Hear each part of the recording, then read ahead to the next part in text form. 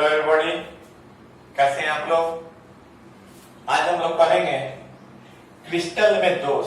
देखिए, कोई भी क्रिस्टल परफेक्ट नहीं होता है। जैसे कि आप कभी पत्थर उठाए होंगे तो उसमें काला दाग इत्यादि नजर आता है। तो कोई भी ठोस क्रिस्टल जो होता है ना, परफेक्ट नहीं होता है। जैसे कोई भी टीचर परफेक्ट नहीं होता है, कोई भी स्टूडेंट परफेक्ट नहीं होता है, कुछ ना कुछ तो कमी रहती है हर किसी में। वैसे ही कोई भी क्रिस्टलीय ठोस परफेक्ट नहीं होता है। क्यों नहीं परफेक्ट होता है? तो उसमें अवयवी कणों की व्यवस्था में अनियमितता आ जाती है।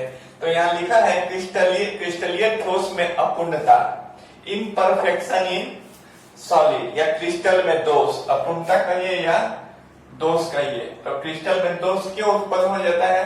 तो अवयवी कणों के व्यवस्था में अनियमितता आ जाती है, इरेगुलर हो जाते हैं अवयवी कण।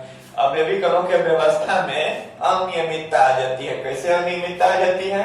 तो जैसे NaCl नमक है, NaCl, उसके धन आयन और ऋण आयन सजे हुए हैं। अगर मान लीजिए कि कोई धन आयन अपने जगह से गायब हो जाए तो वहां क्रिस्टल में दोष उत्पन्न हो जाएगा।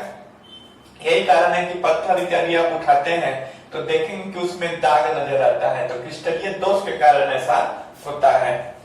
तो कह रहा है कि क्रिस्टलीय दोष कितने प्रकार के होते हैं? तो क्रिस्टलीय दोष दो प्रकार के होते हैं, एक बिंदु दोष और एक रेखीय दोष। अब बिंदु दोष क्या है? तो बिंदु दोष को पॉइंट डिफेक्ट कहते हैं। यह दोष कैसे उत्पन्न होता है? तो यह दोष तब उत्पन्न होता है जब किसी परमाणु के चारों ओर की व्यवस्था में अनियमितता आ जाए।